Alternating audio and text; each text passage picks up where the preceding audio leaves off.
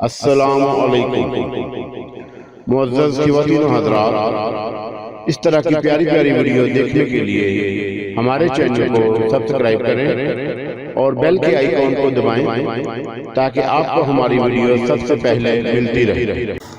अस्सलामु अलैकुम दोस्तों, पेशे खिदमत है पुजारी एपिसोड नंबर 6। बहरहाल वो बहुत देर तक सोचती रही और फिर जब बेकली हद से ज़्यादा बढ़ गई तो वह मंदिर की पिछली सिमत से बाहर निकल आई। उधर एक छोटा सा बाग फैला हुआ था जिसमें आराम के लिए बेंच पर जा बैठी। दिलो दिमाग पर वही कैफियत आ रही थी। उसकी समझ में नहीं आ रहा था कि क्या करे। क्यों ना खामोशी से बस्ती में निकल जाए, किसी घर में घुस जाए और उसके बाद अभी वो इतना ही सोच पाई थी कि अकब से 2 हाथ आगे बढ़े और बदबूदार रुमाल उसकी नाक पर आ टिका। वो एकदम चौंकी, लेकिन रुमाल से निकलने वाली बदबू कुछ ऐसी थी कि एक लम्हे के अंदर उसके हवास उसका साथ छोड़ गए। उसने 2-4 हाथ पांव मारे, लेकिन फिर उसके जहन में तारीकियां दौड़ गईं। ये तारीकियां ना जाने कब तक उस पर कायम रहीं। होश में आई तो दिमाग साएं साएं कर रहा था। कुर्बो जवार में भी अब भी तारीकी फैली हुई थी। वो बहुत देर तक अपनी जगह लेटी गौर करती रही कि वो कहाँ है, कौन कौन उसके पास मौजूद है। उसे सब कुछ याद आ गया, लेकिन यह याद नहीं आया कि वो कहाँ थी। अचानक वो उठ कर बैठ गई। अब उसे याद आ गया था कि वो तो बेंच पर बैठी हुई थी और फिर एक तेज़ बदबू महसूस हुई। बदबू कहाँ से आई थी, किसके हाथ की बदबू थी, वो कुछ समझ नहीं पाई थी और वो देर तक सोचती रही। अचानक की तेज़ रोशनी से उसकी आंखें बंद हो गईं। चिट की आवाज़ हुई थी और किसी ने रोशनी जला दी थी। कुछ लम्हे तक वो आंखों पर हाथ रखे खामोश बैठी रही। उसके बाद एहसास हुआ कि वो अजनबी जगह है और जिसने भी रोशनी जलाई है वो कमरे में मौजूद है। चुनाचा उसने आंखों से हाथ उठाए और सामने देखा। उसे एक अजीब सी शख्सियत नजर आई। बिल्कुल बड़े साइज़ का मकौड़ा लग रहा था। वो गंगोली था जो दरवाजे पर खड़ा मुस्कुराती निगाहों से उसे देख रहा था। उसके चेहरे पर हवस नाच रही थी, जबकि मासूम सुनीता नहीं जानती थी कि इंसान की आंखों की चमक क्या मायने रखती है। अजनबी जगह थी। तब उसने गंगोली की तरफ देखा और मासूम लहजे में बोली, मैं कहाँ हूँ चाचा जी।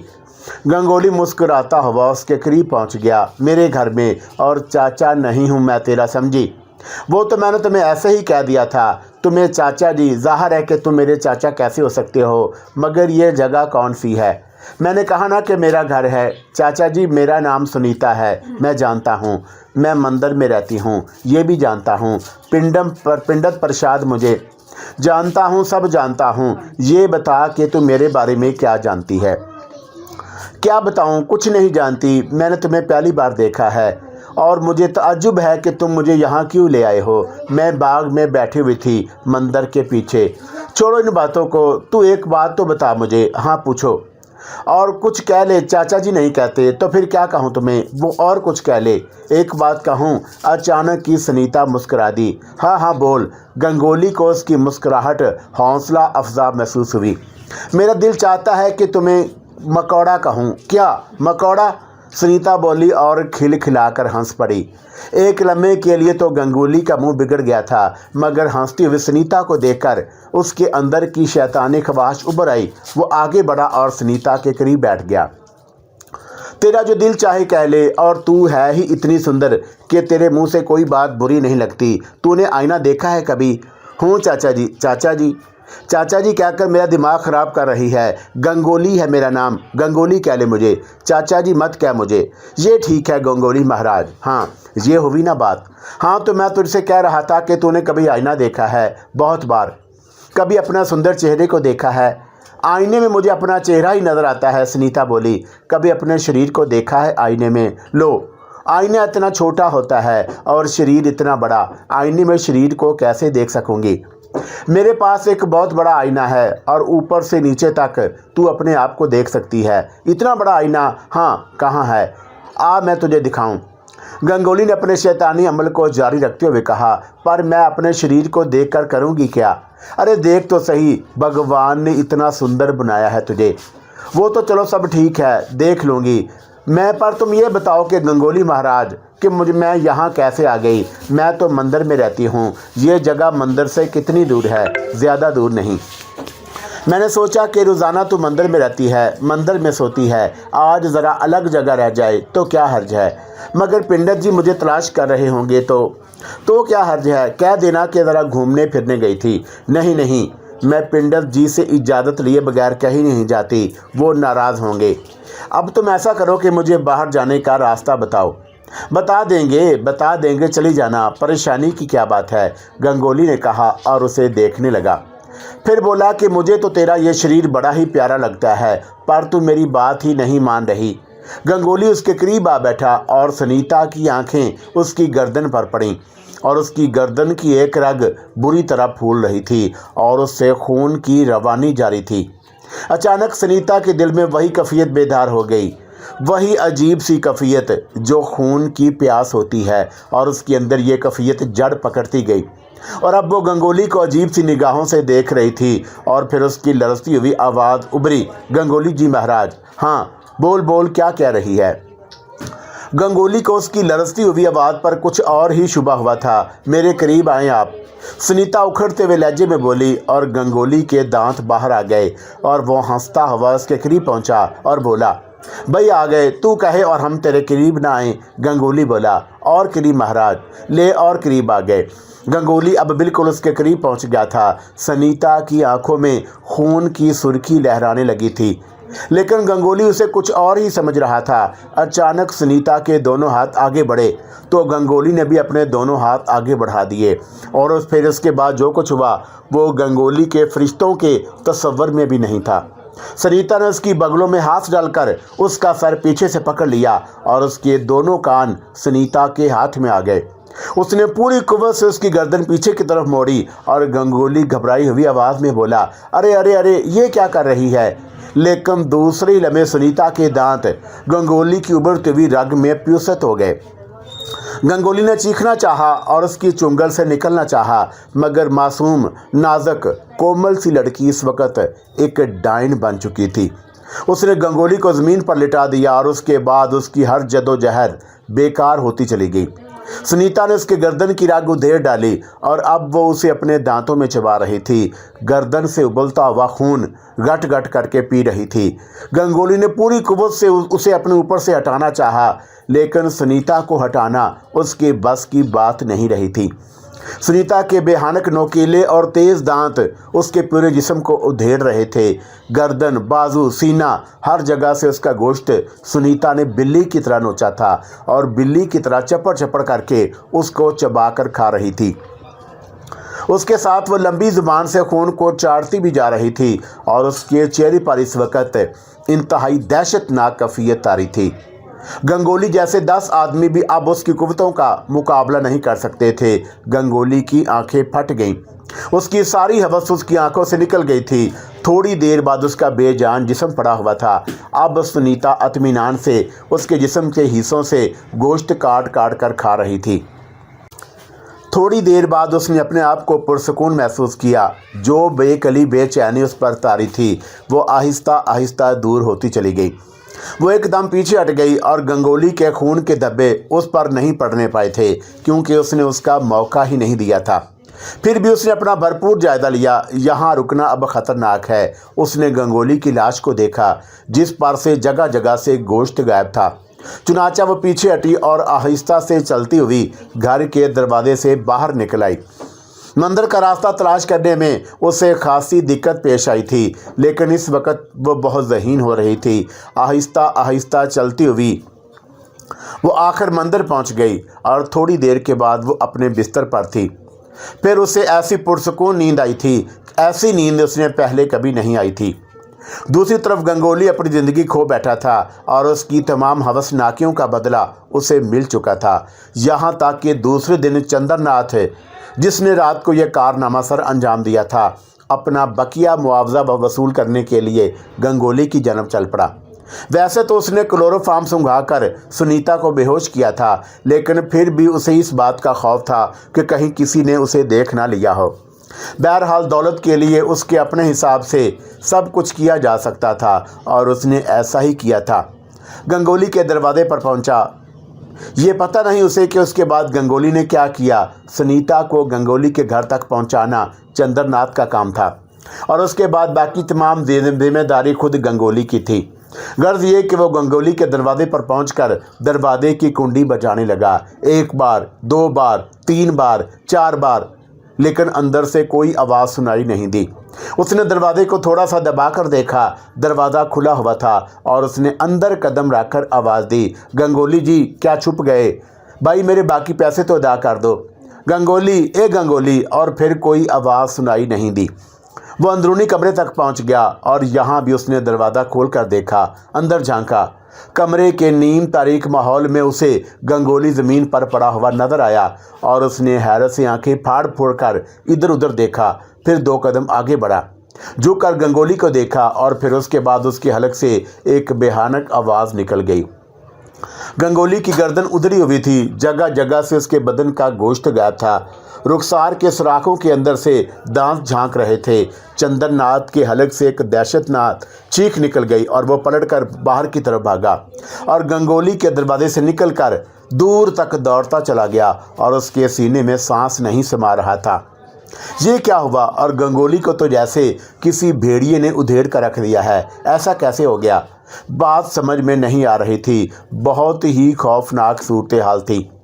वो काफ़ी दूर आने के बाद एक जगह पर बैठकर सोचने लगा और उसके दिल में ख्याल आया कि जो कुछ भी था, सुनीता मंदिर की देवी थी, मंदिर में रहती थी। हो सकता है कि देवताओं ने उसकी निगरानी की हो और गंगोली को उसकी कमीनगी का नुकसान पहुंचाया हो। अरे बाप रे, फिर तो मेरी हालत भी ये हो सकती है, क्योंकि बहरहाल देवी को अगवा करने में मेरा ही हाथ था। मर गया चंद्रनाथ, तू भाग जा बेटा, जितनी जल्दी हो भाग जा यहाँ से। और उसके बाद चंद्रनाथ बस्ती से ही निकल भागा था। सुनीता इन तमाम बातों से बेखबर मंदिर में मौजूद थी और उसे याद भी ना रहा था कि रात को उसने क्या किया। मामूल के मुताबिक वो पंडित राम प्रसाद के साथ उसके हुजरे में मौजूद थी।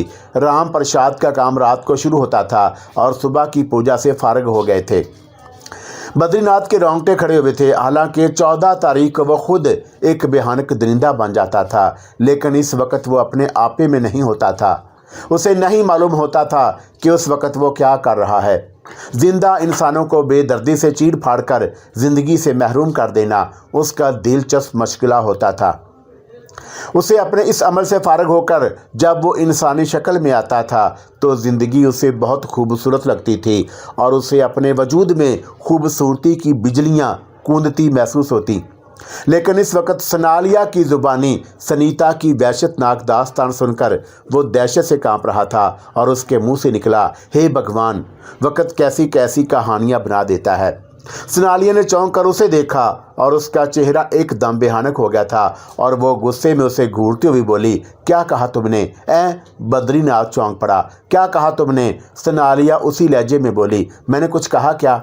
अभी तुम्हारे मुंह से क्या निकला था? यही कि हे भगवान, वक्त कैसी कैसी कहानियां बना देता है। क्या महासांवली ने तुम्हें ये नाम लेने की इजाज़त दी थी? क्या उसने ये कहा था कि तुम महासांवली के नाम के अलावा भी कोई नाम लो? तुम्हें मालूम है सांवली अपने नाम लेवाओं को उसके नाम से दूर रखने के लिए सरगर्दा रहता है। ओह हाँ, मैं जानता हूँ, फिर भी भूल हो गई। ऐसी भूल की माफ़ी नहीं मिलती। तुम जानती हो सनालिया कि मुझे सारा फैदी की मौत का कितना दुख है। वो सांवली की अमानत थी और ये दूसरी लड़की ये भी, हालांकि वो आदमखोर है। कुदरती तौर पर नहीं, समय ने उसे आदमखोर बनाया है। और सांवली उसे क्यों पसंद करता है? इसलिए कि वो नेक बनना चाहती है। नेक बनना चाहती है, हाँ, तो फिर सांवली की जंग ही नेकियों के खिलाफ है। वो नेकियों और नेकोकारों का वजूद मिटा देना चाहता है और अपने मकसद में वो कितना कामयाब है तुम इस वक्त दुनिया की हालत देखकर समझ लो। एक लम्हे के लिए बद्रीनाथ का ज़मीर जागा, लेकिन ज़मीर ही तो बुराई का सबसे बड़ा दुश्मन है। विष्णु भगोनत ने तो उसने हानि ना थी। ऐसी हालत में उसे सेहत तो जवानी देने वाला शैतान था और वो सिर्फ और सिर्फ शैतान का पैरोकार था और उसे शैतान से समझौता रखना था। आगे भी तुझे ऐसे ही लोगों के खिलाफ काम करना है। ठीक है, तुम मुझे सुनीता के बारे में आगे बताओ। सुनीता सुबह को जागी तो उसे कोई एहसास नहीं था। अलबत्ता कुछ वक्त गुजरने के बाद उसे रात के वाक़े का पता चल गया तो ये भी मालूम हो गया कि उस पर शुबा किया जा रहा है। कुछ ऐसा खौफ तारी हुआ उस पर कि वह मंदिर से निकल भागी। उसे खौफ था कि लोग उसे पकड़ कर ज़रूर सजा देंगे। उसने एक वीरान इलाके का रुख किया था। बहुत दूर तक उसे एक नदी नजर आई और उसके किनारे किनारे दौड़ने लगी और फिर वो ऐसी जगह पहुंच गई जहां एक चार दीवारी बनी हुई थी। उसको फलांग कर अंदर चले जाना सुनीता के लिए मुश्किल न था। उसी वक्त उसे कुछ लोग उस तरफ आते नजर आए। वो बहुत से अफराद थे जो अपने कंधे पर एक जनाजा उठाए हुए अंदर दाखिल हुए। वो लोग आगे बढ़कर एक ऐसी जगह पहुंच गए जहां एक नई कब्र खुदी हुई थी। गोरकन उन लोगों को देखकर बहुत फासले पर बनी हुई अपनी झोंपड़ी से बाहर आ गया और उसने मैयत की तदफीन शुरू कर दी। सुनीता खामोशी से यह मंजर देखती रही और उससे पहले उसने कभी मुर्दे को दफन करने का मंजर नहीं देखा था। वो सारी चीज़ों का जायज़ा लेती रही। काफ़ी देर तक वो लोग मसरूफ़ रहे और उसके बाद वहाँ से चले गए। फिर वो उस वक़्त चौंकी जब उसे दरख्त की ऊंची शाख पर एक सरसराहट सी महसूस हुई। उसने पलट कर देखा और फिर उसके हलक से एक तेज़ चीख निकल गई। सफ़ेद रंग की एक बिल्ली थी जो दरख्त की एक ऊंची शाख पर बैठी अपनी रोशन आंखों से उसे घूर रही थी। इससे पहले बिल्ली यहाँ मौजूद नहीं थी। चीख की आवाज़ के साथ ही बिल्ली ने भी हलक से एक तेज़ गुर्राहट निकाली और उस शाख पर कूदी जिस पर सुनीता मौजूद थी। सुनीता अपने आप को ना संभाल सकी और दरख्त की शाख से नीचे गिर पड़ी। बिल्ली ने भी उसके साथ ही छलांग लगाई और फिर उसके ऊपर से कूदी और वहाँ से बरक रफ्तारी से भागती चली गई। सुनीता के पूरे बदन में सर्द लहरें दौड़ रही थी और वो खौफ से पूरी तरह कांप रही थी। उसकी समझ में नहीं आ रहा था कि बिल्ली कहाँ से आई और क्या चाहती थी।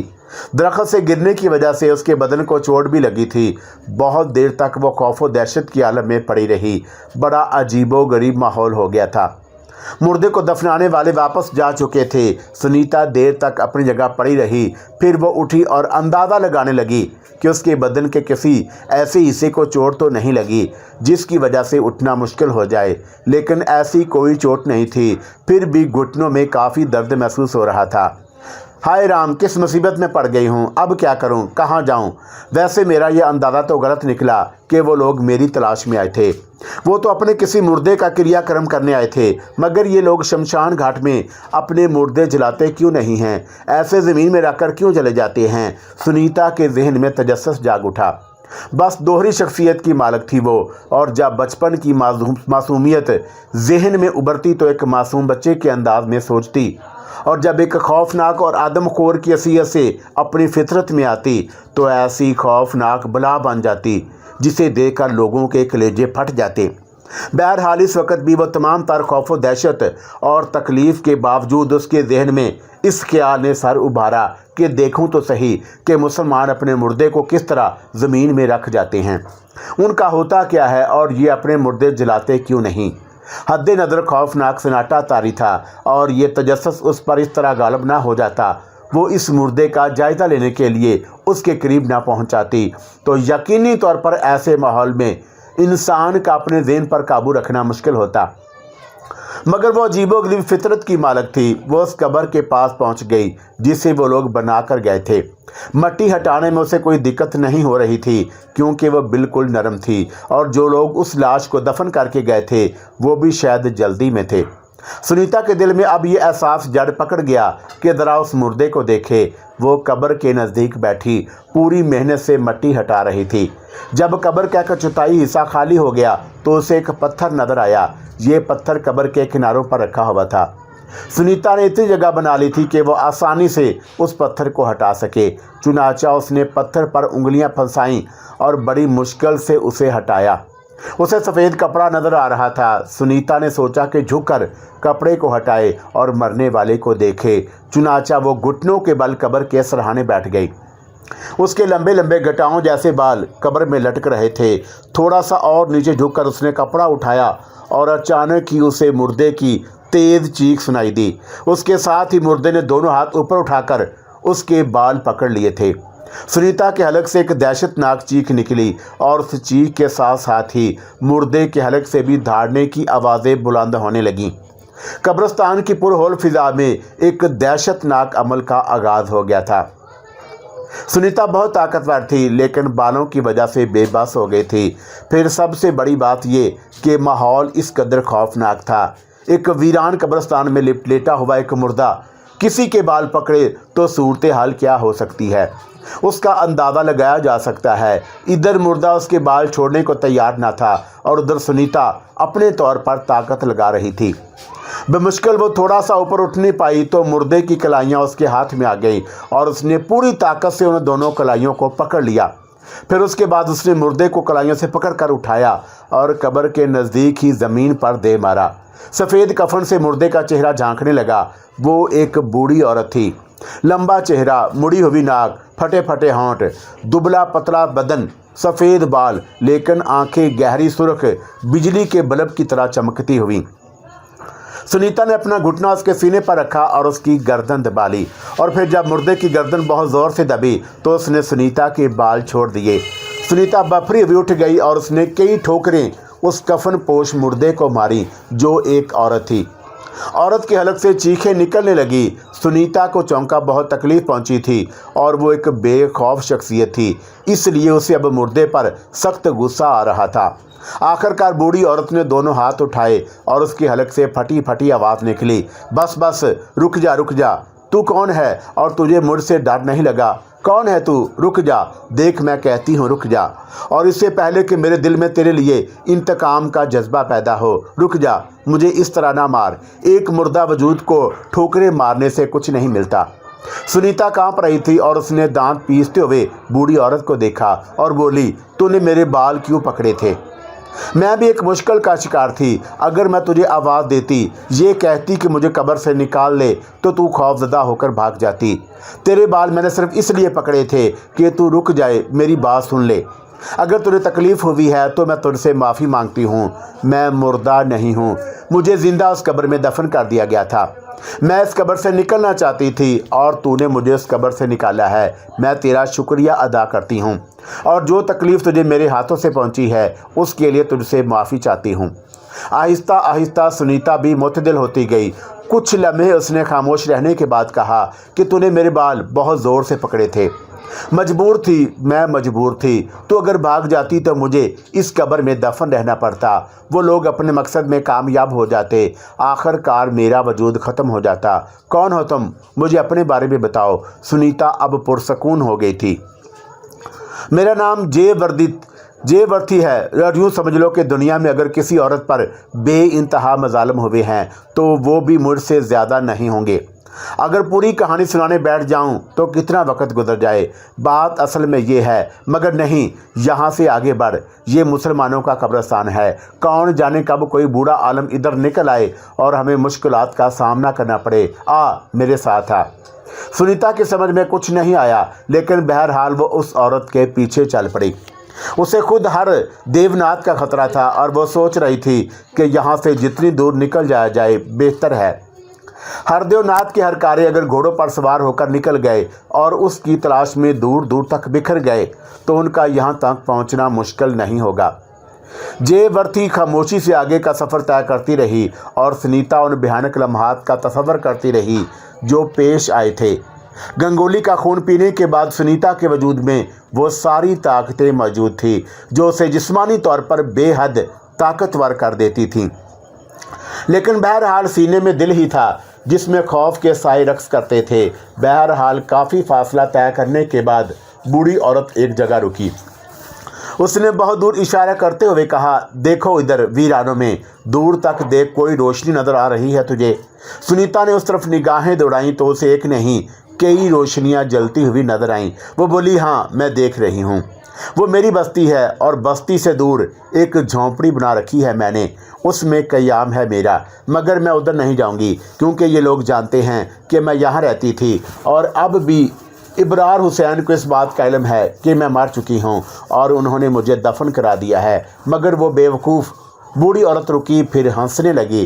कुछ लम्हे खामोश रहकर बोली, और अब उसे, मगर नहीं, मेरे दुश्मन तो उससे भी बड़े हैं। जेवर्ती ना जाने क्या कह रही थी और सुनीता ये सोच रही थी कि बूढ़ी औरत को लात मारकर यहाँ से निकल पड़े, लेकिन कहाँ। सारी बातें अपनी जगह और उसे अपने लिए कोई ठिकाना नज़र नहीं आता था। ऐसी सूरत में बूढ़ी औरत उसके लिए अगर सहारा बन जाए तो उसके लिए नुकसान नहीं था बल्कि फ़ायदा था। चुनाचा सुनीता खामोश हो गई। अचानक ही बूढ़ी वापस पलटी और बोली, यहाँ से कुछ फासले पर एक बाग है। उस बाग में धर्मवीर रहता है और धर्मवीर पर मैंने कुछ एहसानात किए थे। वो ज़रूर हमें अपने दरमियान जगह देगा और हमारा साथ भी देगा। धर्मवीर उस बाग में मालिक की हैसियत से काम करता है। अरे ये ठीक है, और उसका तो मुझे पहले ख्याल ही नहीं आया। और मज़े की बात यह है कि वो नहीं जानता कि मैं जय वर्थी हूँ। वो मुझे बस अम्मा जी कहता है। वाह रे वाह, और ये समझ लो कि ज़िंदगी का सही रास्ता मिल गया। और जब किसी को नुकसान पहुँचना होता है तो इस तरह रास्ते बन जाते हैं। चलो ठीक है, बिल्कुल ठीक है, आजा। फिर जब जय वर्थी उस बाग तक पहुंची जिसके दरख्तों पर लगे हुए आमों की महक दूर दूर तक फैल रही थी, तो सुबह के उजाले फूट रहे थे। सुनीता चलते चलते थक गई थी और सुबह की रोशनी में बाग का माली सीटियां बजा बजाकर परिंदों को उड़ा रहा था। दरख्तों की चोटियों पर मुख्तलिफ किस्म के हसीन परिंदे सुबह के आगाज़ की खुशियां मना रहे थे। अचानक ही एक मर्दाना आवाज़ उभरी, ओहो, कौन है? खबरदार आमों को हाथ मत लगाना। फिर सुनीता ने एक बांके जवान को देखा। लंबा तुरंगा जिस्म, नोकीली मूंछें, लेकिन चेहरे पर मासूमियत की परछाई। डंडा हाथ में लिए उसी तरफ आ रहा था। जय वर्थी उसे देखकर मुस्कुराने लगी। दिन की रोशनी में उस बूढ़ी चुड़ैल का चेहरा और नुमायां हो गया था, मगर उसकी आंखों की सुर्खी अब सफ़ेदी में बदल चुकी थी। माली थोड़ा सा आगे आया और फिर एक लम्हे के लिए ठठक गया। फिर जोर से चीखा, अरे अम्मा तू आ गई। और उसके बाद दौड़ता हुआ उनके करीब पहुंच गया। उसकी निगाहें बूढ़ी औरत का जायजा ले रही थी। अब कि तू बड़े अरसे के लिए चली गई थी अम्मा, तुझे पता है कि मैं तुझसे कितनी मोहब्बत करता हूँ। याद ही करता रहा तुझे, और फिर मैंने सोचा कि तू मेरी सगी माँ तो है नहीं। सगी माँ होती तो इसका छोड़कर ना जाती। बूढ़ी औरत हंसी, फिर आहिस्ता से बोली, अरे तू मुझे बड़ा ही कहे जाना मोहन। कितनी बार कहा है अम्मा, मेरा नाम मोहन नहीं है। तेरा नाम कुछ भी हो, पर जब मैंने तुझे मोहन कह दिया तो तेरा नाम मोहन ही है, क्योंकि तो हीरों की तरह चमकदार दिल का मालिक है। ये कौन है अम्मा? नवासी है मेरी, और इसके लिए तो इस बार इतनी देर गुजर गई। जय वर्थी ने फ़ौरन ही कहा, अच्छा अब आजा, झोंपड़े में चल, मैं तेरे लिए खाने पीने की चीज़ें लेकर आता हूँ। माली का झोंपड़ा बेमिसाल था, बहुत कुशादा और बड़ा वसी घास फूस का बना हुआ, इतना अच्छा कि रहने का मज़ा आए। बाहर चौड़ा बरामदा और उसके बाद लंबा चौड़ा अहाता जिसमें बकरियां बंधी हुई थी। मोहन उन्हें छोड़कर चला गया। जय वर्थी ने सुनीता से कहा, देख लिया तूने, चल आ, अब आराम से आजा और मुंह हाथ वगैरह धो ले। तू तो बड़ी सुंदर है और मैंने पहले तुझ पर गौर ही नहीं किया था, बिल्कुल मेरी तरह। मेरी जवानी भी बिल्कुल तेरी जैसी थी। जा मुंह हाथ धो ले, बैठ जा, और मोहन खाने के लिए लाता होगा। सुनीता ने बरामदे में आकर पानी के बर्तनों से पानी निकाला, खूब मुंह हाथ धोया, बाल समेटे और उसके बाद बरामदे ही के एक तख्त पर बैठ गई। आंखें नींद से झुकी जा रही थी, मगर भूख भी लग रही थी। थोड़ी देर के बाद जय वर्थी खुद ही बाहर आ गई और उसने सुनीता को देखा। पुरख्याल अंदाज में देखती रही और फिर उसके होंठों पर एक मकरूह मुस्कुराहट फैल गई। ना जाने वो सुनीता के बारे में क्या सोच रही थी। मोहन को वापस आने में काफ़ी देर लगी और अब सूरज बुलंद होने लगा था। मोहन वापस आया तो उसके पास खाने पीने का काफ़ी सामान मौजूद था। अरे तूने कुछ ज़्यादा ही तकलीफ़ कर डाली, जय वर्थी बोली। अम्मा तू आई है, तेरे साथ तेरी नवासी भी है। अब तेरा बेटा इतनी भी खिदमत नहीं कर सकता था। चलो तुम दोनों खाओ। तेरा नाम क्या है री? हीरा ने बराह रास्त सुनीता से सवाल किया। सुनीता बोली और पोटली खोलने लगी। तीनों ने खूब खाया पिया और उसके बाद जय वर्थी बाहर ही बैठी रही। फिर उस वक़्त खूब दिन चढ़ चुका था। जब सुनीता की आंख खुली वो उठकर बैठ गई। जब वो बाहर आई तो जय वर्थी तख्त पर लेटी हुई थी, जाग रही थी। सुनीता को देखकर उठ गई और मुस्कुराकर बोली, सुबह हो गई तेरी? मैं बहुत देर तक सोई हूँ ना नानी जी, सुनीता ने कहा। जय वर्थी खूब हंसी। ये तूने अच्छा किया कि मुझे नानी जी कहने लगी। चल ठीक है, मुंह हाथ धो ले, और वो खाना ले आया है हमारे लिए। फिर खाना तो और क्या, मगर मैंने उसे कह दिया है कि हम यहाँ कुछ ज़्यादा दिन रहेंगे और वो हमारे लिए खाना पकाने का सामान ला दे। अकेला है बेचारा, रिश्ते नातों को तरसा हुआ। बड़ा खुश है हम दोनों के आने से। कह रहा था कि दोपहर के बाद जाएगा। और सामान ले आएगा और तुझे खाना पकाना आता है? नहीं, सुनीता ने जवाब दिया। खैर वो भी आ जाएगा, तू मुंह हाथ धो ले, खाना खाएंगे और उसके बाद तू मुझे अपने बारे में बताना। खाने से फरागत हासिल करने के बाद सुनीता ने मुख्तसिर तौर पर जयवर्ती से कहा कि मैं अपने बारे में तुम्हें क्या बताऊं नानी जी।